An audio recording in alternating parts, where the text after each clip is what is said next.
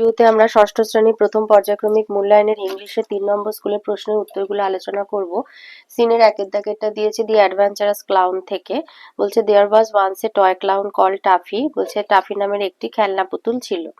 He lived in a toy shop with many other toys. সে অন্যান্য অনেক খেলনার সাথে একটি খেলনা দোকানে থাকতো। Tuffy longed to be a hero. Tuffy একজন নায়ক হতে চাইতো। He wanted to do something noble so that all toys would cry out that he was a hero. সে এমন কিছু নোবেল মানে মহান, মানে খুব ভালো একটা কাজ করতে চাইতো, যাতে অন্যান্য পুতুলরা তাকে উদ্দেশ্যে চিৎকার করে বলবে যে সে একজন hero. He thought his little corner on the toy shelf was ডাল।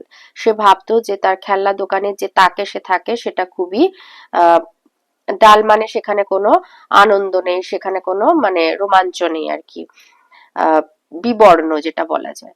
Why do you grumble so much আক্স টিমোথি দ্য পাপি ডগ। তো একটা খেলনা পুতুল ছিল, বাচ্চা কুকুর পুতুল ছিল, যার নাম টিমোথি। সে বলতো গ্রাম্বেল মানে গজগজ করা, যে তুমি সবসময় তো গজগজ করো কেন। বি হ্যাপি উইথ আস, আমাদের সাথে আনন্দে থাকো Taffy. Why do you want to go off and have adventures, কেন তুমি বাইরে গিয়ে অ্যাডভেঞ্চার মানে রহস্য রোমাঞ্চ করতে চাও। তো এতে দিয়েছে choose the correct answer. To complete the following sentences, আইতে হবে the given passage is taken from the text name the adventurous clown. Number 2, Taffy was a toy clown. 3, according to Taffy, the toy shelf was dull. বিতে শুধু true false বলতে হবে বলেছে, কোনো supporting statement দিতে হবে না। তো আইতে বলেছে Taffy lived alone in a toy shop, বলছে খেলনা দোকানে টাফি একাই থাকতো, ফলস। নাম্বার 2 বলেছে Tuffy wanted to be a hero, Tuffy একজন নায়ক হতে চাইতো, ট্রু। সিতে দিয়েছে answer the following question. Who was Timothy, Timothy কে ছিল, টিমোথি ওয়াজ এ পাপি ডগ। নাম্বার 2 দিয়েছে রেনবো কবিতাটা থেকে, বলছে there are bridges on the river, নদীর উপর ওই যে সেতু, as pretty as you please, তোমাকে আনন্দ দেওয়ার হেতু, but the bow that bridges heaven, কিন্তু যে সেতু মানে আকাশে আর কি তৈরি হয়, and over top the trees মানে গাছের ওপর দিয়ে, and builds a road from earth through sky, একটা রাস্তা তৈরি করে পৃথিবী থেকে আকাশে, is prettier far than this, এদের থেকে আরো বেশি সুন্দর।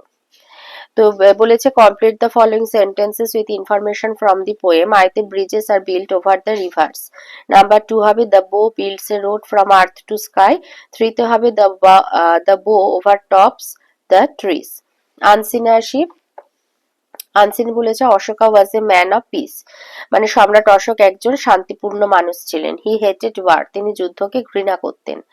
ওয়ান্স একবার, আর্লি ইন হিজ রিজিয়ন মানে তার শাসনকালে শুরুতে, he led his army against Kalinga, মানে কলিঙ্গর বিরুদ্ধে তিনি যুদ্ধে নেমেছিলেন। ডিউরিং দ্যাট ওয়ার, সেই যুদ্ধের সময়, হি টুক 15 lakhs of people as prisoner, মানে 50 লক্ষ মানুষকে বন্দি করেছিলেন। 10 lakhs of people were made slave, 10 লক্ষ মানুষকে স্লেভ মানে দাসে পরিণত করা হয়েছিল। Thousands of innocent people were killed in the battle, এবং হাজার হাজার মানে কি বলবো, ইনোসেন্ট মানে নিষ্পাপ মানুষ, মানে যাদের কোনো দোষ ত্রুটি ছিল না, যারা কোনো অন্যায় করেনি, যুদ্ধে মারা যায়। Was Ashoka proud of his victory, তো সেই যুদ্ধে উনি জয়লাভ করেছিলেন। তো বলছে সেই যুদ্ধে যে জয়লাভ উনি করেছিলেন তাতে কি উনি খুশি হয়েছিলেন, গর্বিত হয়েছিলেন? নো, না। Ashok felt that a victory won after such a heavy loss of life was not worth much. তো এত প্রাণের বিনিময়ে জয় লাভটাকে তিনি নিজের কাঙ্ক্ষিত জয় বলে মনে করলেন না, মানে উনি খুবই ব্যথা পেলেন। He was very sad and unhappy, তিনি খুবই দুঃখী এবং অসুখী হয়ে পড়লেন।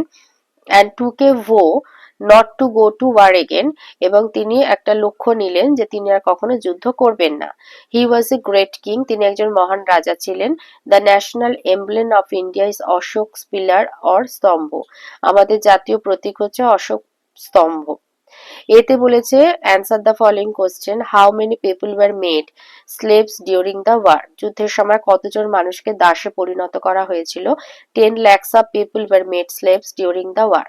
বিতে কমপ্লিট করতে হবে।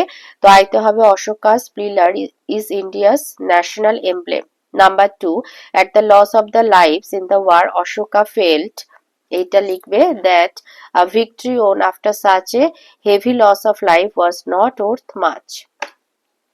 3 তে বলেছে অশোকা ফট এ ওয়ার এগেনস্ট কলিঙ্গ। গ্রামারে চলে আসি, 4 দিয়েছে ডু অ্যাজ ডাইরেক্টেড। আইতে বলেছে অ্যাবস্ট্রাক্ট নাউনের তলায় দাগ দিতে হবে, আইতে হবে cruelty. Cruelty is a vice, cruelty হবে অ্যাবস্ট্রাক্ট নাউন। নাম্বার 2 তে বলেছে কালেকটিভ নাউনের তলায় দাগ দিতে, a pair of shoes is missing, pair. 3 তে দিয়েছে correct form of the verb, তো এটা হবে my father did his work last night, যেহেতু লাস্ট নাইট আছে তাই ডু এর পাস্ট ফর্ম ডিড হবে। 4 এ হবে, এখানে বলেছে অ্যাপ্রোপ্রিয়েট বি ভার্ব বসাতে, তো আই এম ওয়ার্কিং। 5 এ দিয়েছে অ্যাপ্রোপ্রিয়েট আর্টিকেল, তো এটা হবে Brutus is an honourable man. 6 এ বলেছে appropriate article the house is beside the Ganges. 5 এ দিয়েছে সিনোনিম, আনসিন প্যাসেজ থেকে সিনোনিম বার করতে হবে, যেগুলোর মানে হচ্ছে একটা হচ্ছে সাকসেস আর একটা সোয়ার।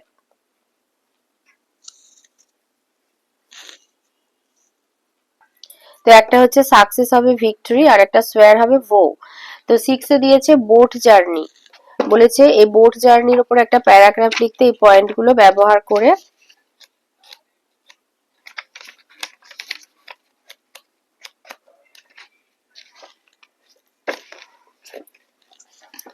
তো লিখবে a few months back we four friends went to Sundarban with our parents. We spent a lovely moonlit night on the boat. The forest on both sides was dark and the river was silvery. The boat was floating slowly over the river Matla. We stood on the upper deck, almost dumbfounded. Peace and calmness made the place more mystic. Only the rippling sound of the water broke the silence. The dense forest on either side made the journey really thrilling. আর এখানে বাংলাটা আছে।